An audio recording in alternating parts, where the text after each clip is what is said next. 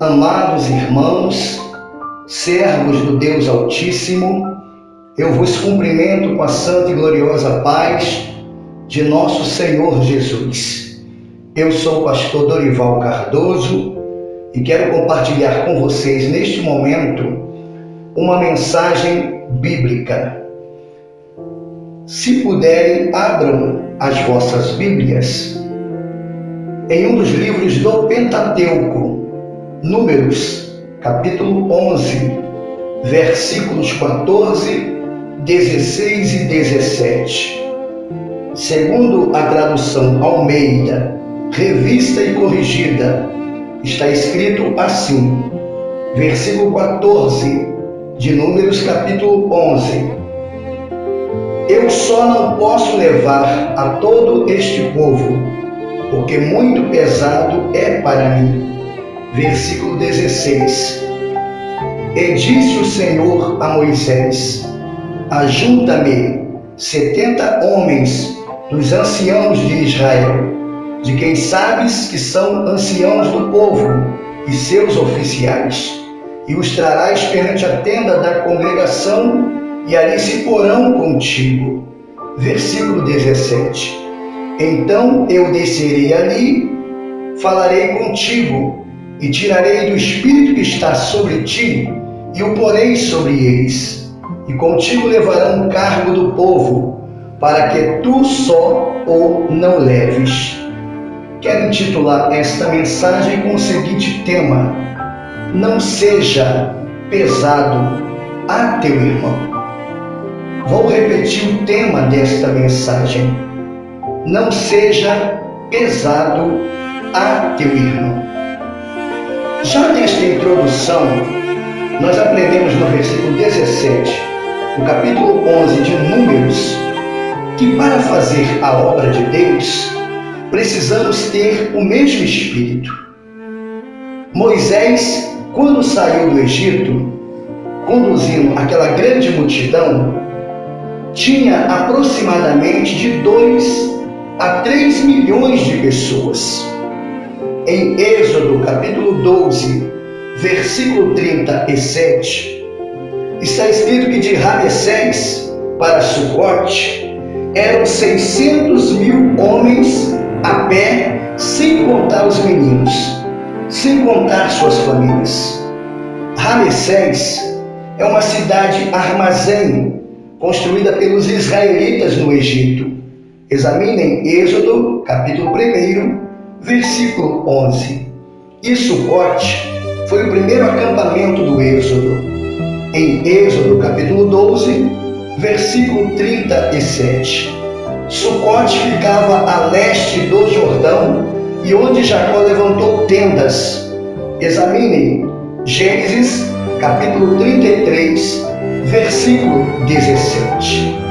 O texto bíblico principal que li nos fala concernente a Moisés, que questiona com Deus a respeito do povo que ele estava liderando, porque havia muitos questionamentos do povo, muitas reclamações, muitas murmurações, e Moisés, sendo líder, ele teria que resolver tudo, e ele não estava suportando tamanha carga, estava pesada demais para ele só. Moisés chega até mesmo a pedir a morte. Veja o versículo 15 do capítulo 11 de Números. Queridos ouvintes da palavra de Deus, queridos servos do Senhor Jesus, queridos irmãos, ninguém faz a obra de Deus só. Somos uma igreja e cada um de nós precisamos um do outro. Existem muitos irmãos omissos que se tornam muito pesados, irmãos que querem ser carregados no colo, cristãos ociosos, vê seus irmãos se sacrificando para fazerem a obra de Deus e não ajudam, não se incluem como igreja de Cristo. Em Gálatas capítulo 6, versículo 2, está escrito: levai as cargas uns dos outros, e assim cumprireis a lei de Cristo. Não sejamos pesados a nossos irmãos em Cristo. Ajude-o a levar a carga. O que é carga? É o mesmo que fardo, algo volumoso e pesado no sentido literal da palavra e também no sentido espiritual, problemas e preocupações. Em Eclesiastes, capítulo 4, versículos 9 e 10, na tradução Almeida, revista e corrigida, versículo 9, apenas a parte A: melhor é serem dois do que um. Versículo 10: porque se um cair, o outro levanta o seu companheiro, mas ai do que estiver só, pois caindo não haverá outro que o levante. Ainda no capítulo 4 de Eclesiastes, versículo 12, a parte C, está escrito: o cordão de 3 dobras não se quebra tão depressa.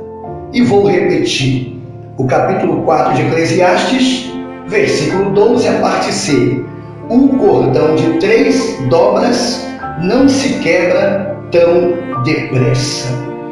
Nós, como Igreja de Cristo, precisamos ter os mesmos propósitos, o mesmo alvo, um só objetivo.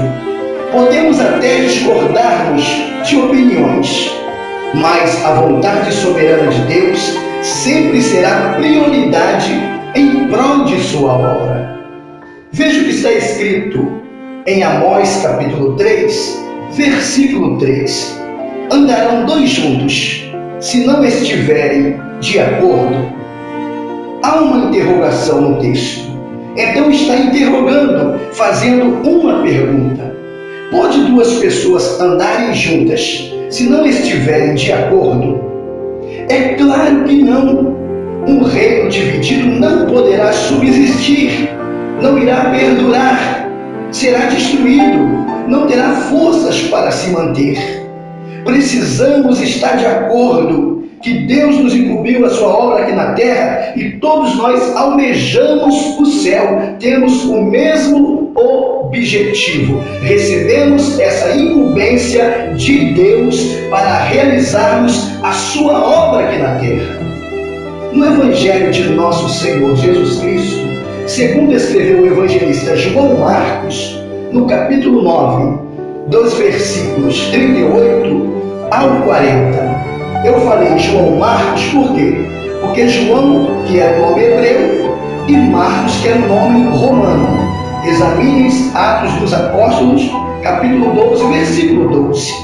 Então, nos textos de Marcos, capítulo 9, do versículo 38 ao 40, João diz a Jesus que viu um homem expulsando demônios em seu nome, ou seja, em nome de Jesus, e eles o proibiram, porque ele não seguia Jesus e os discípulos. No versículo 40, Jesus então diz que o deixe expelir os demônios em seu nome. Jesus diz: quem não é por nós, é contra nós. Queridos ouvintes da palavra do Senhor, servos do Deus Altíssimo, irmãos, ou você é a favor da obra de Deus, ou você é contra. Você precisa sair de cima do muro, ou faz ou não faz, ou é ou não é, ou constrói ou não constrói, ou ajunta ou espalha. Porque pior do que não fazer a obra é atrapalhar quem está fazendo, criticar o pouco que se faz, não ser participativo, ter as mesmas atitudes de Gesem, Sambalate e Tobias. Não ajudavam na reconstrução dos muros e dos portões de Jerusalém nos tempos de Neemias, mas queriam se infiltrar no meio dos que faziam para impedir a reconstrução. Porém, eles não lograram êxito. Os muros e os portões foram reedificados em 52 dias para a glória do Deus de Neemias, para a glória do Deus que nós servimos. Em 1 Coríntios, capítulo 3, versículo 9, a parte A, está escrito que somos cooperadores ou colaboradores de Deus. Uma definição da palavra cooperar é o mesmo que contribuir com trabalho, com esforço, com auxílio. Uma definição da palavra colaborar é o mesmo que trabalhar com uma ou mais pessoas numa obra, participar, contribuir. Deus está contando conosco para executarmos a sua obra aqui na terra.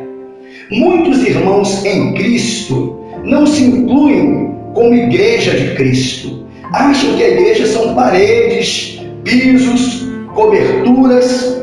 Outros acham que a igreja é do pastor. Então, o líder espiritual é que precisa resolver tudo, carregar tudo sozinhos. Pastores não são donos da igreja. Deus é o dono da igreja. Ela é uma instituição divina. Pastores que se acham donos do rebanho são lobos e não pastores. E ai daqueles que apacentam mal as ovelhas de Cristo, hão de prestar contas. Irmãos, igreja não é um templo cheio de pessoas. Igreja são pessoas cheias de Deus. Nós, como igreja de Cristo, temos direitos e deveres a serem cumpridos. E congregar-nos é um dever. Veja o que está escrito em Hebreus capítulo 10, versículo 25. Diz que não podemos deixar de nos reunirmos como igreja, porque a vinda de Cristo está próxima. Veja também em Colossenses capítulo 3, versículo 23. Está escrito assim: tudo o que fizerem, façam de todo o coração, como para o Senhor e não para os homens. Queridos irmãos, não fiquem esperando méritos, reconhecimento dos homens por executarem a obra de Deus. Ainda que os homens não reconheçam teus feitos em prol da obra, Deus te recompensará. Existem pessoas que tiraram as mãos do arado, abandonaram a obra do Senhor, porque não teve o seu trabalho reconhecido pelo seu líder ou por alguém que deveria lhe dar os parabéns pelo bom trabalho exercido. E essas tais pessoas se entristeceram, deixaram sua congregação, porque não teve o devido valor de seus líderes. E algumas dentre elas retornaram para as práticas mundanas. Se o homem olha para o homem, ele cai, mas o que fazem a obra, focados em Deus, permanecem. Pode sofrer, pode chorar, pode gemer, mas não larga o arado. Vejamos aqui em Colossenses, capítulo 3, versículo 24, Romanos, capítulo 2, versículo 6, e em 1 Coríntios, capítulo 15, versículo 58. Diz que o nosso trabalho para Deus não é vão, tem uma recompensa. Amados irmãos, não vamos relaxar e nem se prostrar para realizarmos a obra de Deus.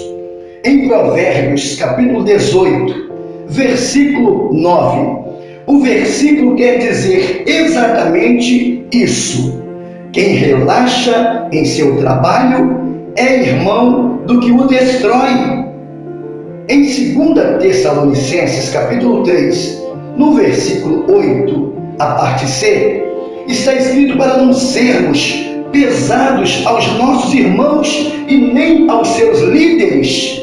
Quando você é omisso e não faz o que se deveria fazer, alguém fará o seu trabalho e você se tornará pesado a seu irmão. Sofra o obreiro, mas não pode sofrer a obra de Deus. Em 2 Tessalonicenses, no capítulo 3, agora no versículo 6, está escrito que nós devemos nos afastar dos irmãos ociosos, irmãos preguiçosos, irmãos que não querem trabalhar na obra de Deus e está impedindo aqueles que querem trabalhar na obra o Senhor. No versículo 10, na parte C, do capítulo 3 de 2 Tessalonicenses, está escrito que quem não quer trabalhar também não deve comer. Se não ajuda, não dê opiniões. Se não ajuda, não critique o pouco que se é feito. Não tente impedir os que trabalham, os que fazem a obra. Meu querido irmão em Cristo, ou você faz ou não faz, mas não atrapalha quem está executando a obra de Deus. Ou você ajuda ou não ajuda. Conclusão da mensagem: não sejamos pesados a nossos irmãos, aos que estão empenhados na obra de Deus, aos que estão derramando o seu suor em prol da obra. Se você não quer ajudá-los, então não atrapalhe. Não sejas uma pedra de tropeço na obra de Deus. Mas se você quer ajudar, então tome uma decisão. Sai de cima do muro, tenha iniciativa, tenha envolvimento na obra, seja útil na obra. É melhor você fazer a obra de Deus do que ficar na indecisão. Porque pior do que não fazer a obra é atrapalhar aqueles que estão fazendo. Fiquem na paz que excede todo entendimento e que o Senhor Jesus, através desta mensagem, desperte a você, ouvinte, que não está fazendo a obra de Deus, para você iniciar os trabalhos, ou você que estava fazendo a obra e abandonou, para retomar suas atividades urgentemente, pois Jesus está voltando. Tudo que te vier às mãos para fazer, faça conforme tuas forças, pois haverá tempos em que você vai querer fazer a obra de Deus e aí será tarde demais. Que Deus vos abençoe, em nome de Jesus.